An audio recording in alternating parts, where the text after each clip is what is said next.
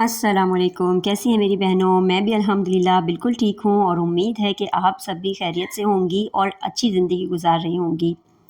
تو جی پہلے back ground بتا دیتی ہوں، میری صبح جو ہے فجر کی نماز سے ہوئی تھی، پھر میں نے بچوں اور ہسبینڈ کے لیے اور خود کے لیے ناشتہ بنایا۔ پھر جی آپ سب جانتے ہیں کہ ویدر کافی ٹھنڈا ہو گیا ہے اور ہوا بھی کافی چل رہی ہے 2 دن سے، تو بچوں کو اور مجھے بار بار بھوک لگتی ہے، تو ہم باہر چلے گئے تھے کچھ لینے کے لیے۔ اور جی پھر جو ہے ریسیپی نظر آ رہی ہے روٹین کا جو کھانا بنتا ہے، تو وہ جی میں چکن جلفریزی بنا رہی تھی۔ اب چلیں وقت کو بچاتے ہوئے جلدی سے ٹاپک کی طرف چلتے ہیں۔ تھمب نیل دیکھ کر آپ سمجھ گئی ہوں گی کہ آج کا جو ٹاپک ہے وہ ہے ڈپریشن۔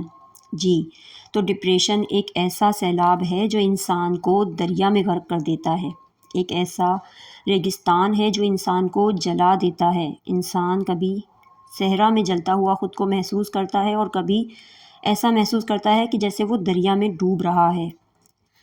پتہ ہے کیوں؟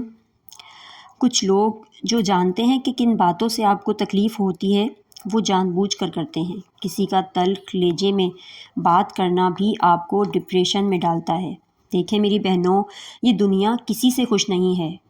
لوگ آپ کو توڑیں گے، بار بار توڑیں گے۔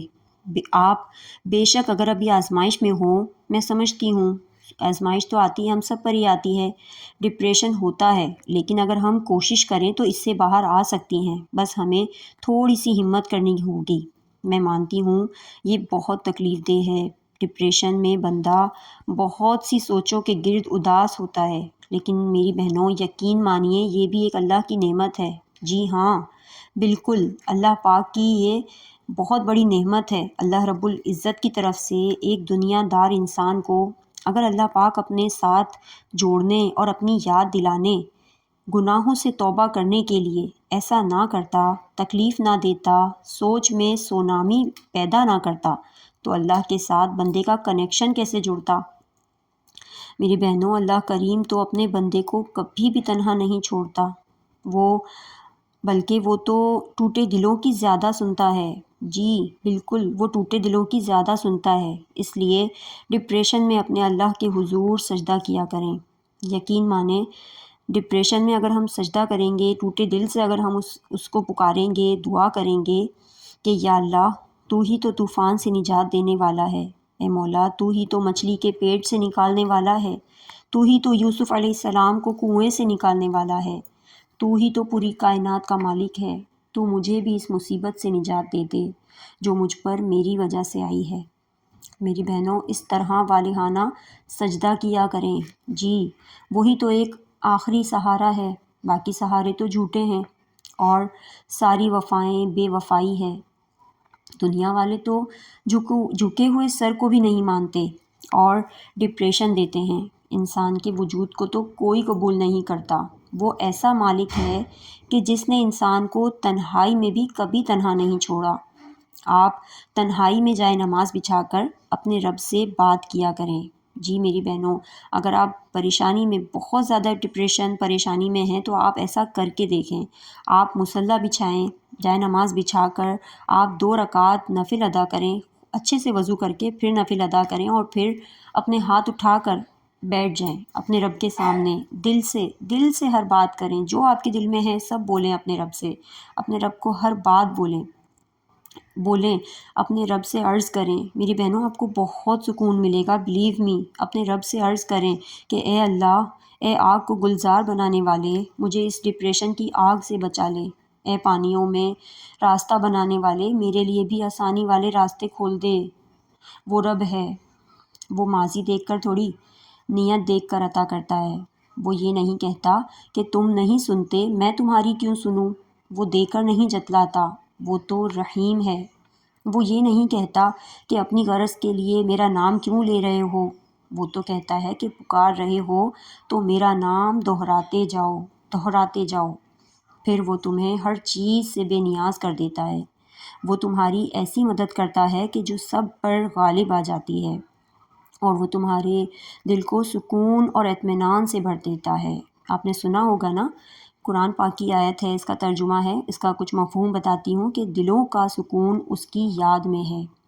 تو میری بہنوں دل سے اپنے رب کو پکار کر دیکھیں، وہ ضرور عطا کرے گا۔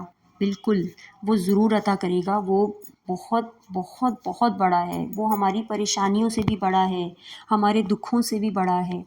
اگر ہم دل سے اس کو پکاریں گے تو آپ خود دیکھیں گی کہ آپ کی زندگی میں کس طرح جو ہے وہ چینجنگ آئے گی۔ جب دل گھبرایا کرے تو ایک استغفار کی تسبیح پڑھ لیا کریں، اسی طرح وضو بنا کر مصلی پہ بیٹھ کر دل سے استغفار کی تسبیح پڑھنا شروع کر دیا کریں۔ انشاءاللہ میں استغفار پر بھی جو ہے وہ بلاگ بناؤں گی، آپ لوگ کو بتاؤں گی کہ اس کے کتنے فوائد ہیں استغفار کے۔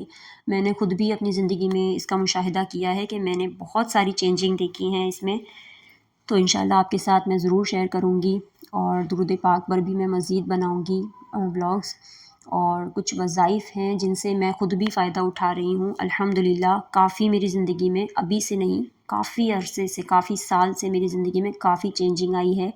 ایک دعا ہے جو میں ہر نماز کے بعد، ہر فرض نماز کے بعد ڈیلی پڑھتی ہوں، تھوڑی سی لیندی ہے، تھوڑی سی، لیکن جب آپ کے زبان پر چڑھ جائے گی نا تو وہ پھر بہت جلدی آپ کو آسان لگے گی، بہت آسان لگے گی، اور آپ بھی ہر نماز کے بعد وہ پڑھیں گی نا تو اس کی فضیلت میں ہی یہی لکھا ہوا ہے کہ اس سے جو ہے ہماری زندگی آسان ہو جاتی ہے۔ تو انشاءاللہ پھر میں آپ کے ساتھ ضرور شیئر کروں گی۔ چلیں اب ڈپریشن کے علاج کی طرف چلتے ہیں۔ علاج کس طرح سے ہو سکتا ہے؟ علاج اس طرح سے ہو سکتا ہے کہ سب سے پہلے تو ہمیں رات کو جلدی سونا ہے اور صبح جلدی اٹھنا ہے، فجر سے تھوڑا پہلے اٹھ جائیں، پھر اس کے بعد جو ہے اچھے سے وضو بنا کر ایک گلاس پانی پی کر سکون سے تہجد کی نماز ادا کر لیں، جتنے مناسب آپ سے ہو سکے نفل ادا کر لیں۔ نفل ادا کرنے کے بعد پھر انشاءاللہ فجر کی نماز آپ ادا کریں گی۔ فجر کی نماز کے بعد کچھ دیر مصلی پر ہی بیٹھی رہیں، پھر جو ہے کچھ تسبیحات کر لیں، استغفار کی، درود پاک کی، اور جو آپ کو دل کو لگے وہ تسبیحات آپ کریں، اللہ عز و جل کا ذکر کریں۔ پھر جو ہے اپنی جو ہے وہ تھوڑی بہت جو ہے کھلی ہوا میں، کھلی فضا میں آپ چہل قدمی کریں، کم از کم روزانہ 15 سے 20 منٹ تو لازمی، اور دھوپ میں بیٹھیں۔ پھر جو ہے اپنی روٹین کا کھانا وغیرہ بنائیں، بچوں کے لیے، اپنے لیے ناشتہ وغیرہ تیار کریں۔ پھر جو ہے روٹین میں اپنی سبزیاں پھل شامل کریں، کم از کم روزانہ 8 گھنٹے کی نیند لیں، سوشل میڈیا اور موبائل کا مثبت استعمال کریں، منفی لوگوں اور منفی رویوں سے مکمل کنارہ کشی کریں، اور سب سے اہم 5 وقت کی نماز پابندی سے پڑھیں، روز ڈیلی قرآن پاک کو پڑھیں، اور جو ہے فارغ وقت میں جو ہے کچھ نہ کچھ کرتی رہیں۔ کبھی بھی کسی ایسے شخص سے اپنی صحت کے بارے میں شیئر نہ کریں جو آپ کو الٹا سیدھا مشورہ دے۔